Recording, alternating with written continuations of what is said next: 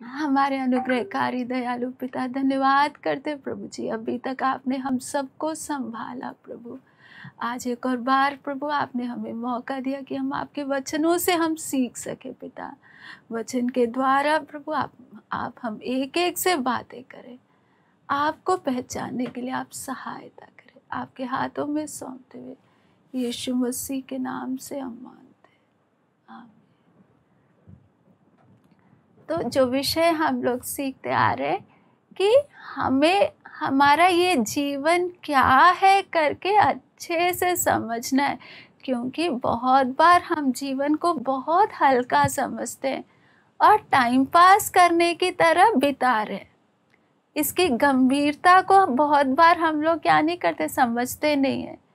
एक ही जीवन मिला है ना। जीवन सबसे बड़ा तोहफा है जो परमेश्वर ने हमें दिया है। देखो हमसे भी कितने अच्छे लोग इसी साल ही हम लोग देख ले, कितने लाखों में लोग हमारे सामने से इस संसार छोड़कर चले गए। उनसे यदि पूछा जाए आपको क्या चाहिए, तो वो एक ही बात बोलेंगे, बस हमें जीने का क्या मिल जाए, एक मौका मिल जाता तो अच्छा होता ना। आज हमसे पूछा जाए तो हम बहुत सारी इच्छाएं बोलेंगे, ये होने से अच्छा है या वो होने से अच्छा है। लेकिन जो लोग इस संसार छोड़कर चले गए, जिनका समय खत्म हो गया, उनके अंदर की इच्छा क्या होगी कि परमेश्वर थोड़ा सा और समय मिल जाता तो कितना अच्छा होता। इसलिए हम एक एक को समझना, आज हम जीवित हैं, आज हमारे सांसें चल रही है, लेकिन इसका हमें कीमत नहीं है अभी ना। लेकिन जब समय खत्म होगा तब हमें एहसास होगा कि परमेश्वर ने कितना बड़ा एक जीवन हमें दान दिया था, जो हमारे हाथों से निकल गया। इसलिए वचन के द्वारा हमें अपने जीवन का वो गंभीरता को समझना है। एक ही बार है, समय सीमित है, हमारी मर्जी के अनुसार नहीं होगा। परमेश्वर ने जो ठहराया वो समय पर परमेश्वर चाहे अलग अलग जरिए के द्वारा हमें संसार से सब कुछ छोड़कर जाना है। हम सब इस संसार में केवल एक परदेशी और यात्री हैं। जो कुछ भी हमारे पास है वो सब थोड़े समय का है। इस पहचान के साथ हमने एक एक दिन इस संसार में अपना जीवन बिताना है। तो परमेश्वर की नज़र से यदि हम अपने इस जीवन को देखें तो ये जीवन मेरा एक तैयारी का समय है। अनंत काल के लिए मैं तैयार हो रही हूँ। क्योंकि बहुत बार हमारी सोच क्या रहती है, मैं थोड़े समय के लिए संसार में हूँ, तो मैं जितना यहाँ पर सुख अनुभव कर सकूँ, कितना मैं अपनी इच्छाओं को पूरा कर सकूं, उन बातों पे अधिकतर लोगों का क्या रहता है, ध्यान रहता है। लेकिन असली में देखा जाए ये जगह मुझे और आपको अनंत काल के लिए तैयार होने का जगह है। यदि मैं सही से तैयार नहीं हुई तो यहाँ का सुख और आराम से कोई फ़ायदा होने वाला नहीं है। बाद में हम बहुत पछताएंगे कि परमेश्वर उस समय मैं सुखों के पीछे या इस संसार के तत्कालिक इज्जत के पीछे मैं ना भागती, मैं अनंत काल को अपने दृष्टि में रखते हुए प्रभु आपकी इच्छा के अनुसार मैं एक एक दिन तैयार होती, है ना। दूसरा हमें क्या समझना है कि ये जीवन में परमेश्वर ने जो कुछ भी मुझे दिया है ना, हमारे पास जो कुछ भी है, हमारा ये जीवन, हमारे जो भी टैलेंट्स है, जो भी कुछ सांसारिक तौर पर भी प्रभु ने हमें दिया, सब कुछ भी हमारा अपना बोलने के लिए नहीं है, सब कुछ प्रभु ने दिया हुआ है। हम केवल एक रखवाले हैं। तो ये दो बातों पर हमें पूरा ध्यान देना है। ये दोनों बातों का लेखा परमेश्वर लेगा। एक, इस संसार में मैं किस प्रकार तैयार हुई, है ना, कैसे मैंने एक एक परीक्षाओं का सामना किया, दूसरा, मेरे हाथ में दिया हुआ छोटे से छोटे चीज़ का भी मैंने किस प्रकार इस्तेमाल किया। मेरे को हर एक बात का, वचन में हम देखते बहुत सी बातें, परमेश्वर हमारे शब्दों का लेखा लेगा। अभी तो हम मुंह में जो मर्जी हमारे मन में आए हम बोलते हैं, लेकिन परमेश्वर स्वर्ग में जाते वक्त जो जो हमने बातें की है, चाहे मजाक में हो, है ना, चाहे किसे हम हल्का लेते हुए लेकिन एक एक बात का हम सबको लेखा देना है। दूसरा, परमेश्वर ने हमें दिया हुआ समय, वो समय का एक एक सेकंड का हमें लेखा देना है। प्रभु ने दिया हुआ धन दौलत, सब कुछ, एक एक बात का मुझे और आपको लेखा देना। परमेश्वर ने दिया हुआ जिम्मेवारियों को परिवार में रखा है, एक एक को, किसी को पति, कोई पत्नी, कोई बच्चे, अलग अलग स्थान में जो रखा है, प्रभु ने रखे हुए स्थान में वो जिम्मेवारी को हमने कैसे निभाया, कितनी वफादारी से हमने पूरा किया, है ना। क्योंकि कुछ भी हम करते हैं हम अपने लिए नहीं, लेकिन परमेश्वर के लिए है, समझ कर करना है ना। तो हर एक बात का लेखा देने का एक दिन परमेश्वर ने ठहराया। हम पढ़ते हैं ना, हम सब जानते हैं वो आयत को, इब्रानियों 9:27 में क्या लिखा है कि मनुष्य के लिए एक बार मरना और उसके बाद उसका न्याय होना नियुक्त है ना। हम लोग बहुत बार न्याय के तरफ हमारा ध्यान कम जाता है, और यदि न्याय नहीं होता तो वो सबसे अच्छी बात है हमारे लिए कि हम बच जाते, चलो थोड़ा सा जीवन है, कैसे भी काट लिया, खत्म हो गया। लेकिन सबसे डर वाली बात क्या है हमारे लिए? जीवन समाप्त हो गया, सब कुछ खत्म नहीं होगा, एक एक बात का, छोटे से छोटे बात का मुझे हिसाब देने का दिन परमेश्वर ने रखा है। खाली अन्य जाति के लिए नहीं, हम विश्वासियों के लिए भी। ये वचन हम सब जानते हैं, 2 कुरिन्थियों 5:10 में हम पढ़ते हैं, क्योंकि अवश्य है कि हम सबका हाल मसीह के न्याय आसन के सामने खुल जाए, कि हर एक व्यक्ति अपने अपने भले बुरे कामों का बदला जो उसने देह के द्वारा किए हो पाए। तो यहाँ पे लिखा है अवश्य है ना। तो इस चीज से हम लोग क्या नहीं कर सकते, बच नहीं सकते। एक दिन मुझे और आपको किसके सामने खड़े होना है? परमेश्वर के सामने खड़े होकर मुझे हर एक काम का, चाहे वो काम अच्छा हो चाहे वो बुरा हो, मुझे और आपको क्या देना है उसका? परमेश्वर के सामने वो सब बातें खुलेगी, कुछ भी बात छिपी नहीं रहेगी। यहाँ पर हो सकता है बहुत सी बातें इंसानों के नजरों में छिपी हैं, किसी को भी मालूम नहीं है, लेकिन उस दिन सब बातें क्या होगी? खुलेंगी, और जो भी किया है हमने उसका हमें बदला मिलेगा। तो ये एक बात हमेशा मुझे ध्यान में रहना है। इस संसार में कैसे भी मैंने जीवन बिता लिया, यहाँ तो मैं मनुष्य के सामने बच सकती हूँ। मनुष्य चाहे मुझे अच्छा बोले, मनुष्य चाहे मुझे बुरा बोले, ये बात महत्व नहीं रखता है। लेकिन उस न्याय के दिन जब परमेश्वर मेरा न्याय करते समय, उस समय मेरी हालत क्या होगी? तो वो पहचान में हमने अपना जीवन को बिताना कि एक दिन है मेरे लिए। उस दिन मेरे को क्या नहीं होना है? शर्मिंदा नहीं होना है। तो मेरे को अभी से अपना जीवन उस दिन के लिए, उस दिन के हिसाब से मुझे क्या करना है? जीवन बिताना है ना। क्योंकि वचन में हम देखते हैं मत्ती 25:14-30 में लिखा है,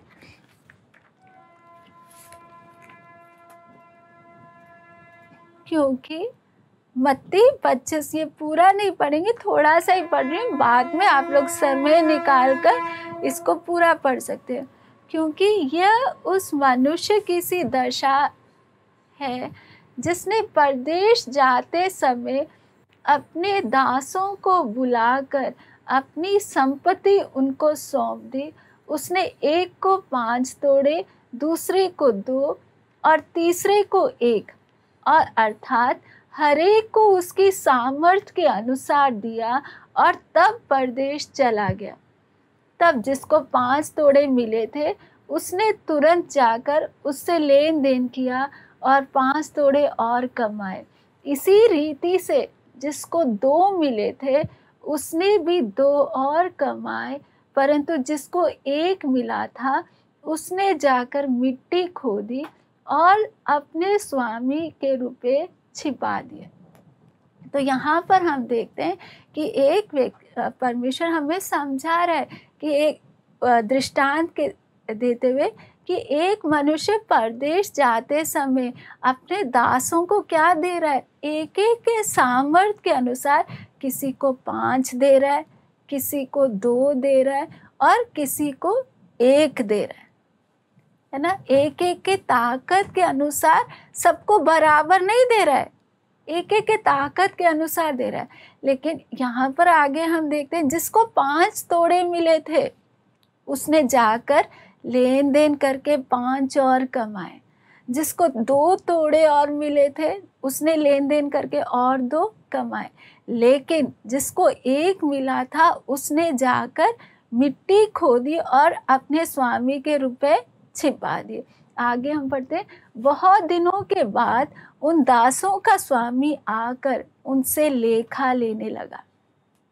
जो देखकर गया था वो वापस आकर क्या भी ले रहा है, लेखा भी ले रहा है कि मैंने जो दिया था उसका तुमने क्या किया। हम सब समझना, परमेश्वर ने हम एक एक को कुछ ना कुछ दिया है, कुछ ना कुछ खूबी दिया है। कोई भी व्यक्ति ऐसे नहीं बोल सकता परमेश्वर ने मुझे एक भी खूबी नहीं दिया है ना। किसी को परमेश्वर ने ज़्यादा खूबी दिया है और किसी को परमेश्वर ने कम खूबी दिया है। जिसको ज़्यादा दिया परमेश्वर उनसे ज़्यादा हिसाब लेगा, लेकिन जिसको कम दिया उसको छूट नहीं है, बचने के लिए मौका नहीं है। एक दिया है तो उस एक का भी लेखा परमेश्वर लेगा। इसलिए परमेश्वर ध्यान से क्या देख रहा है, मैंने इसको दिया हुआ तोड़ों के साथ, खूबियों के साथ ये कर क्या रहे। हम देखते हैं ना, जिसको 1 मिला था उसने क्या किया, देखो मेरे पास तो कुछ नहीं है, 1 है, उसको जाकर क्या किया, मिट्टी में खोदी और अपने स्वामी के रुपए क्या कर दिए, छिपा दिए। लेकिन उसका 20 आयत से आगे हम पढ़ते हैं, जिसको 5 तोड़े मिले थे उसने 5 तोड़े और लाकर कहा, हे स्वामी तूने मुझे 5 तोड़े सौंपे थे, देख मैंने 5 तोड़े और कमाए हैं। उसके स्वामी ने उससे कहा, धन्य है अच्छे और विश्वास योग्य दास, तू थोड़े में विश्वास योग्य रहा, मैं तुझे बहुत वस्तुओं का अधिकारी बनाऊंगा, अपने स्वामी के आनंद में सहभागी हो। और जिसको 2 तोड़े मिले थे उसने भी आकर कहा, हे स्वामी तूने मुझे 2 तोड़े सौंपे थे, देख मैंने 2 तोड़े और कमाए। उसके स्वामी ने उससे कहा, धन्य है अच्छे और विश्वास योग्य दास, तू थोड़े में विश्वास योग्य रहा, मैं तुझे बहुत वस्तुओं का अधिकारी बनाऊंगा, अपने स्वामी के आनंद में सहभागी हो। तब जिसको 1 तोड़ा मिला था उसने आकर कहा, हे स्वामी मैं तुझे जानता था कि तू कठोर मनुष्य है, तू जहाँ कहीं नहीं बोता वहीं काटता है और जहाँ नहीं छींटता वहीं बटोरता है। इसलिए मैं डर गया और जाकर तेरा तोड़ा मिट्टी में छिपा दिया, देख जो तेरा है वह ये है। उसके स्वामी ने उसे उत्तर दिया, हे दुष्ट और आलसी दास, जब तू ये जानता था कि जहाँ मैंने नहीं बोया वहाँ से काटता हूँ और जहाँ मैं नहीं छींटा वहाँ से बटोरता हूँ, तो तुझे चाहिए था कि मेरा रुपया सराफों को दे देता, तब मैं आकर अपना धन ब्याज समय ले लेता। इसलिए वह तोड़ा उनसे ले लो और जिसको पास 10 तोड़े हैं उसको दे दो, क्योंकि जिस किसी के पास है उसे और दिया जाएगा और उसके पास बहुत हो जाएगा, परंतु जिसके पास नहीं है उससे वह भी जो उसके पास है ले लिया जाएगा। और इस निकम्मे दास को बाहर के अंधेरे में डाल दो, जहाँ रोना और दांत पीसना होगा ना। तो यहाँ पर जिसको एक मिला था और उसने उसको क्या नहीं किया, इस्तेमाल करके और कमाया नहीं, उसकी हालत को हम देखते हैं। परमेश्वर प्रभु यीशु मसीह क्या बोलते हैं, उस निकम्मे दास को क्या करो, उसको बाहर, उसके पास जो है वो ले लो और बाहर अंधेरे में डाल दो, जहाँ रोना और दांत पीसना होगा।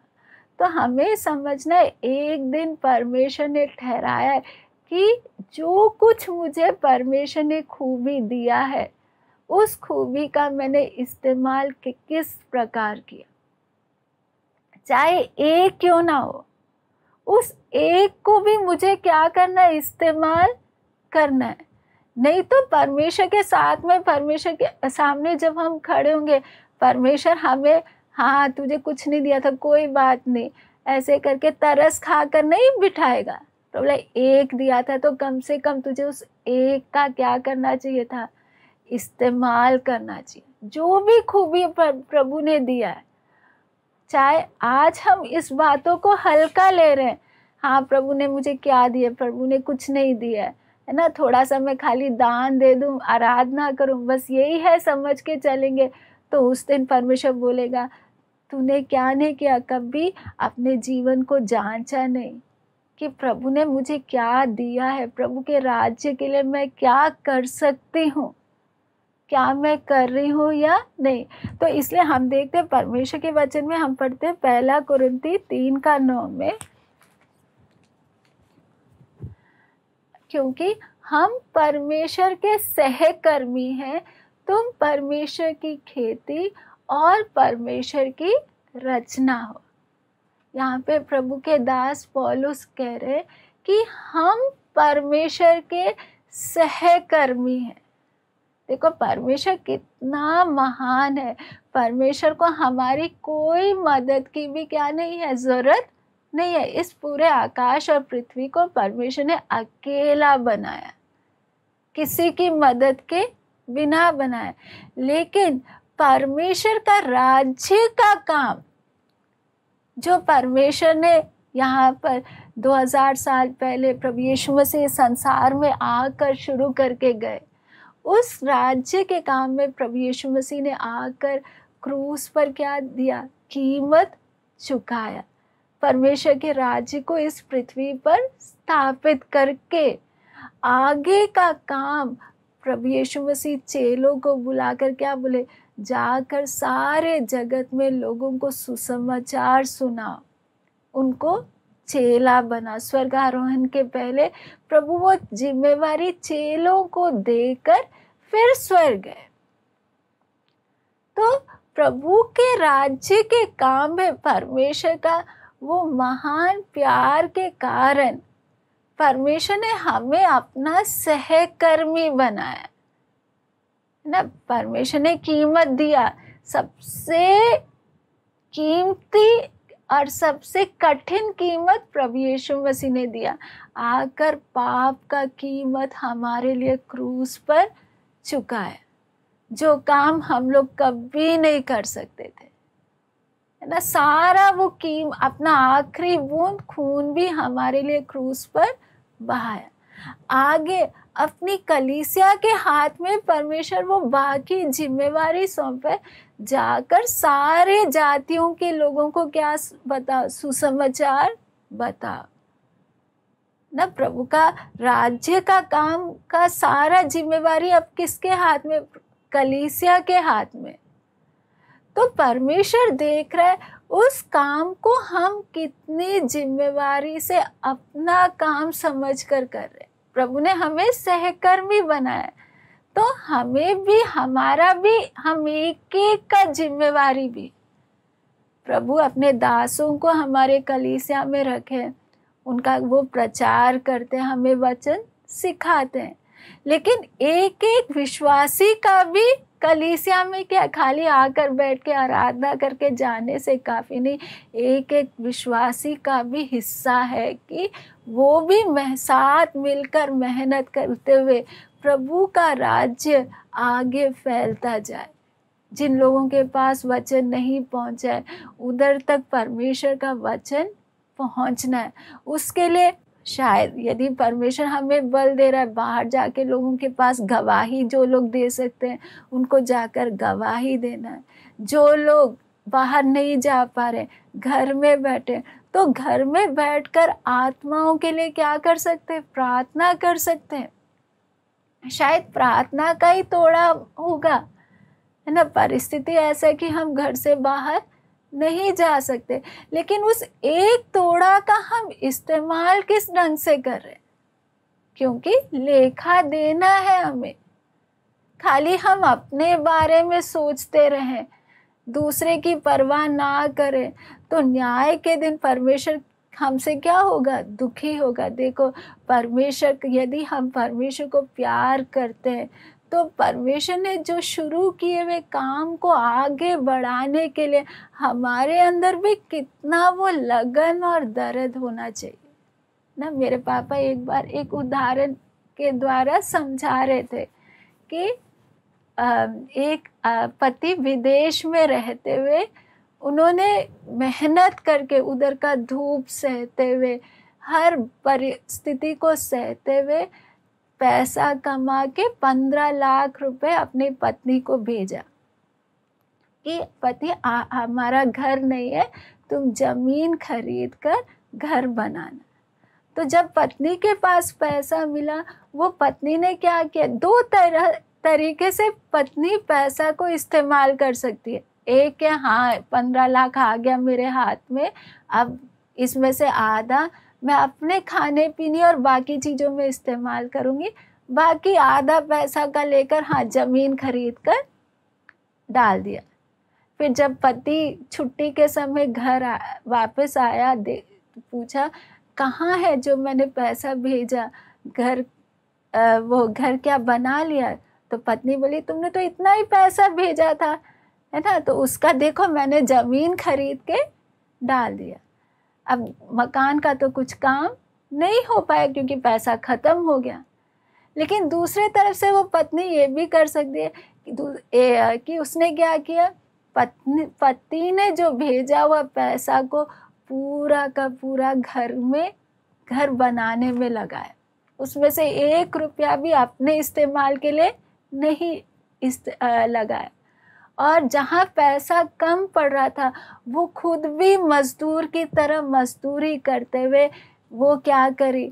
धूप में वो भी काम करते हुए उस घर को उसने पूरा तैयार किया। तो जब पति आते समय, वो पत्नी जब घर ले जाके दिखाते समय, पत्नी को कितना खुशी होगा कि हाँ देखो, आपने अपना पूरा मेहनत करके पैसा भेजा, मैंने भी अपना क्या डाला, उसमें हिस्सा डाला। मैं भी धूप में मजदूर के साथ खड़े होकर मेहनत करते हुए मैंने भी घर को बनाने में अपना क्या डाला? हिस्सा डाला। तो वो घर में प्रवेश करते समय पति और पत्नी दोनों को कितना खुशी होगा। इसी प्रकार परमेश्वर ने हमें क्या बनाया? अपना सहकर्मी बनाया।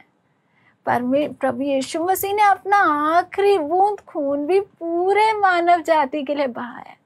और हम देखते हैं परमेश्वर का दिल कैसे। परमेश्वर कभी नहीं चाहता कि एक व्यक्ति भी नाश हो, नरक में जाए। लेकिन बहुत बार हम लोग किस बात से तृप्त रहते हैं? हाँ, मैंने उद्धार पा लिया, काफ़ी है, मैं बस नरक से बच जाऊं, काफ़ी है। ऐसे हमारा मन रहेगा तो बाकी लोगों के लिए जो आंसू बहाना है, जो दर्द के साथ, प्रभु मेरे अकेले नरक से बचने से काफ़ी नहीं, दूसरे लोग भी नरक से बचना है। मैं कुछ नहीं कर पाऊँ तो कम से कम मैं आपके चरणों में बैठकर आंसू तो बहा सकती हूँ कि प्रभु तू उनके लिए भी रास्ता खोल, उन लोगों के पास भी वचन पहुँचे। समय को हम लोग ध्यान से इस्तेमाल करेंगे तो परमेश्वर हमारे जीवन से कितना खुश होगा। प्रभु का दास पौलुस क्या बोलते हैं, कुलुस्सियों 1:24 हम पढ़ते हैं।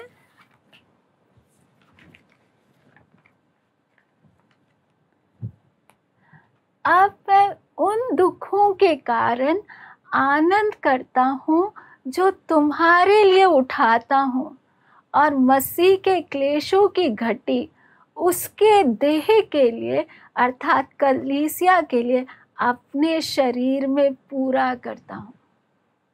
है ना, प्रभु का दास पौलुस क्या बोल रहा है, आनंद के साथ वो क्या उठा रहा है, दुख उठा रहा है।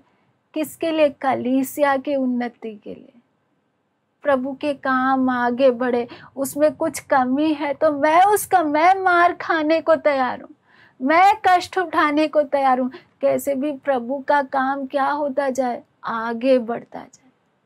वो है असली प्रभु के साथ का वो प्यार। देखो हम सब जानते हैं कि प्रभु यीशु मसीह संसार छोड़कर जाते समय क्या बोले, यूहन्ना 14:2 में पढ़ते हैं कि मैं तुम्हारे लिए घर बनाने जा रहा हूँ, जगह तैयार करने जा रहा हूँ। जब जगह तैयार हो जाएगा मैं फिर वापस आकर तुम्हें भी वहाँ ले जाऊंगा, ताकि जहाँ मैं रहूं वहाँ तुम भी रहो।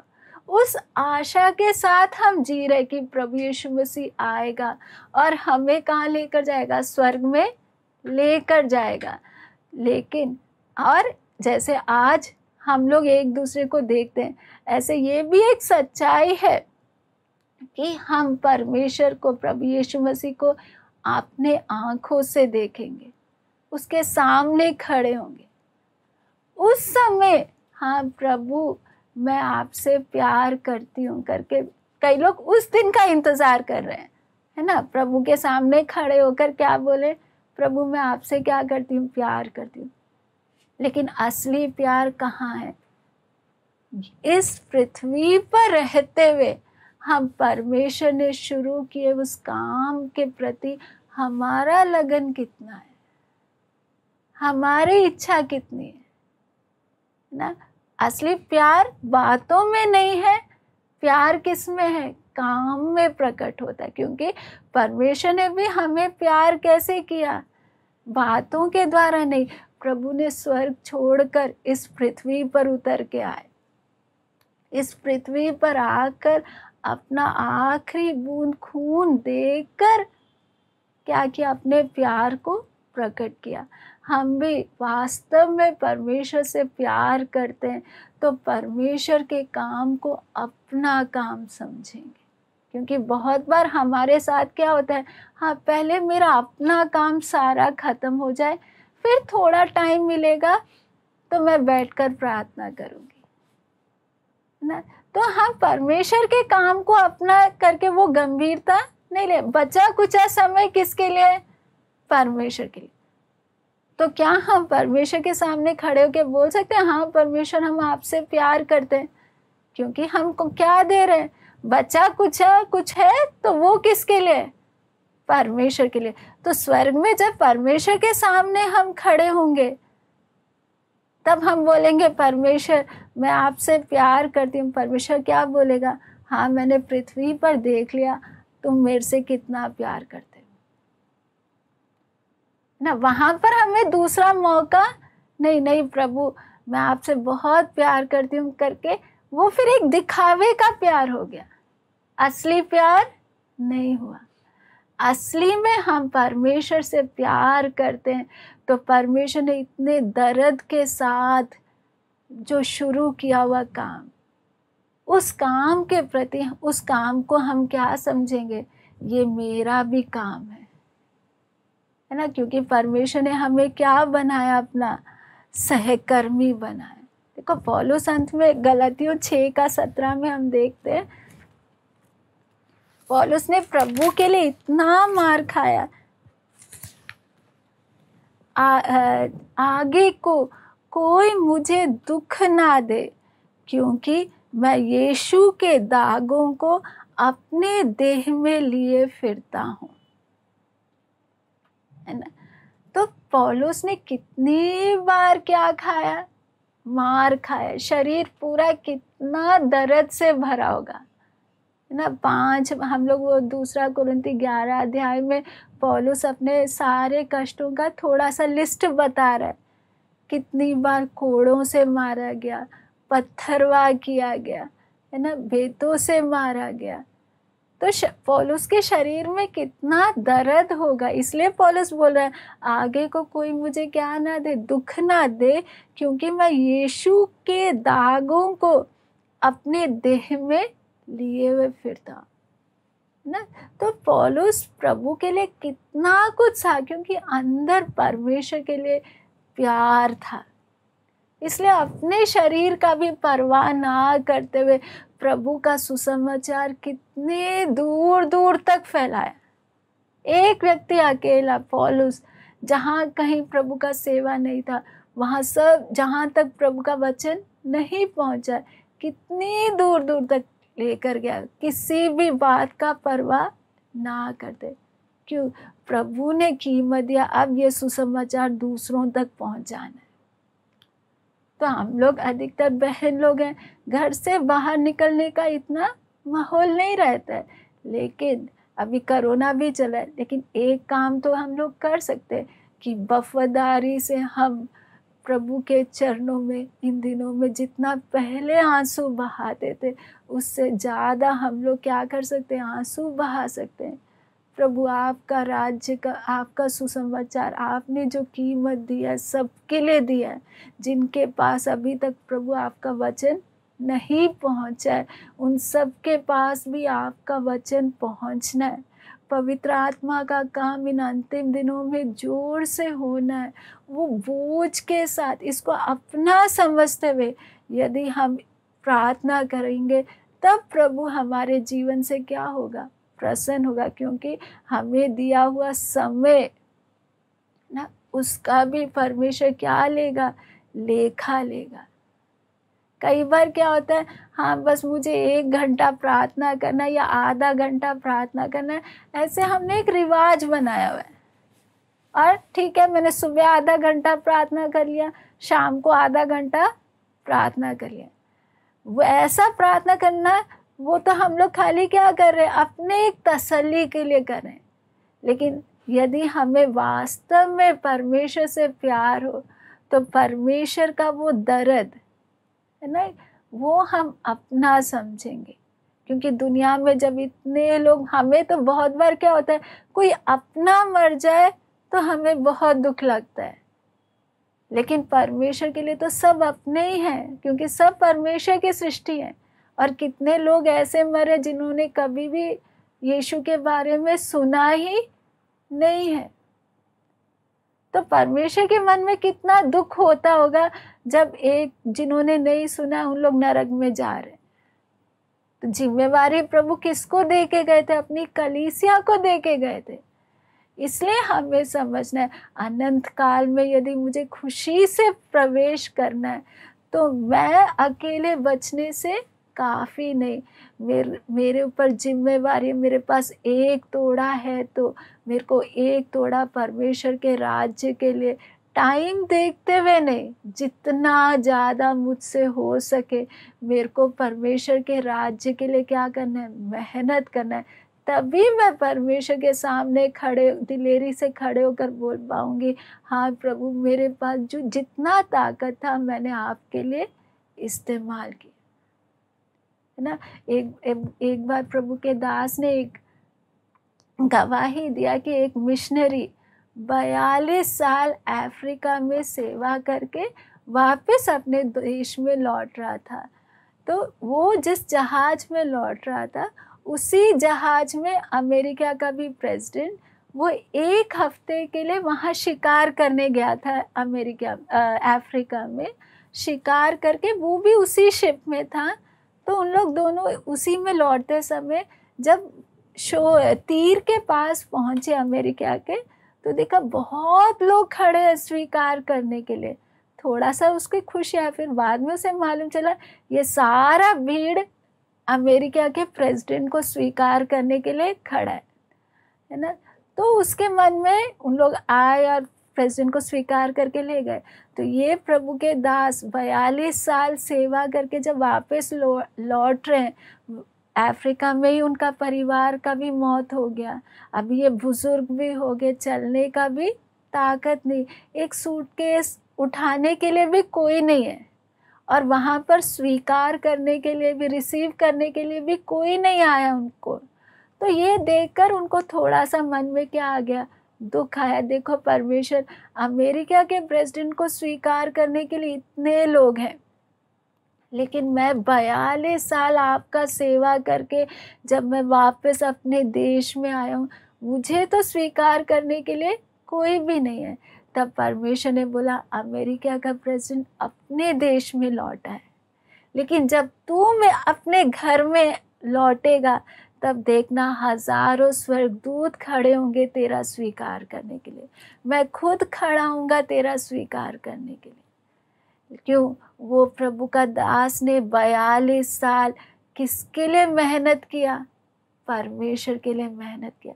इस संसार में कोई उसको पहचानने के लिए क्या नहीं था, तैयार नहीं था, लेकिन स्वर्ग उसको स्वीकार करने के लिए क्या है, तैयार खड़ा है। तो हम एक एक ने ध्यान देना है, इस संसार में यदि मैं अपनी खुशी के लिए, अपनी इच्छाओं के लिए, अपनी बातों के लिए यदि मैं अपना जीवन बिताऊंगी, तो स्वर्ग में कौन स्वीकार करेगा?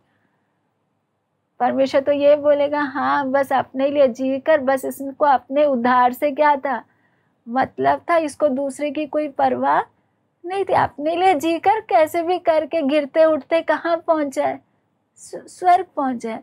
लेकिन यहाँ पर अकेले, शायद संसार में आप अकेले बैठ के प्रार्थना करते समय कोई भी आपको देख नहीं रहा होगा, कोई भी आपको हौसला देने वाला नहीं होगा कि देखो तुम क्योंकि बहुत बार प्रार्थना करने वाले को कोई भी क्या नहीं कर पाता, देख नहीं पाता।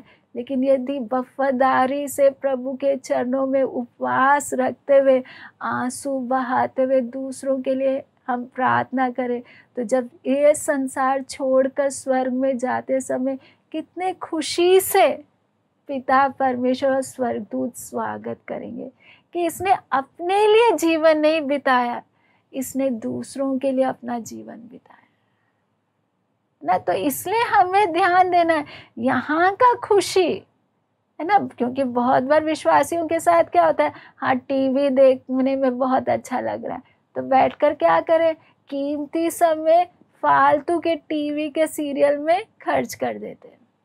हाँ, मैं ये नहीं बोली नहीं देखना, जरूरी जो बातें वो देखना, सीखने वाली बातें हमें सीखना है, लेकिन हमें ध्यान देना है, मेरे ऊपर एक जिम्मेवारी है ना, परमेश्वर का राज्य, हम सब जो कलीसिया के अंग हैं, हमें खुद बचने से काफ़ी नहीं, हमें दूसरों के प्रति भी क्या है, एक जिम्मेवारी है।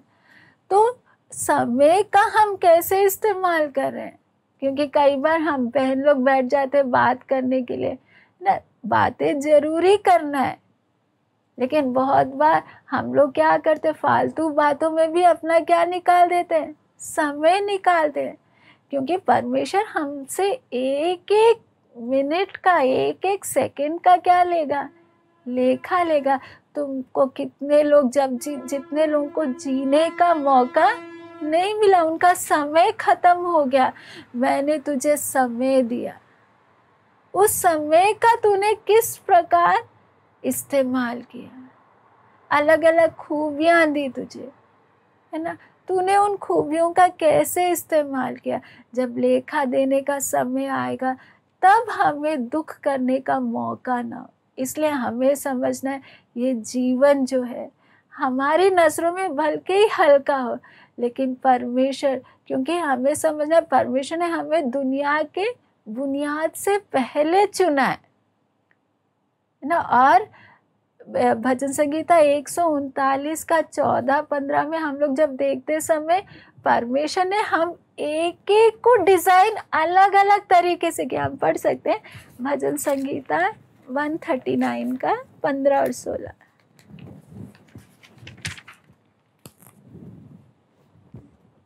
जब मैं गुप्त में बनाया जाता और पृथ्वी के नीचे स्थानों में रचा जाता था, तब मेरी हड्डियां तुझसे छिपी ना थी। तेरी आंखों ने मेरे बेडौल तत्व को देखा और मेरे सब अंग जो दिन दिन बनते जाते थे, वे रचे जाने से पहले तेरी पुस्तक में लिखे हुए थे। तो इस पृथ्वी में आने से पहले ही परमेश्वर ने मुझे डिजाइन किया है।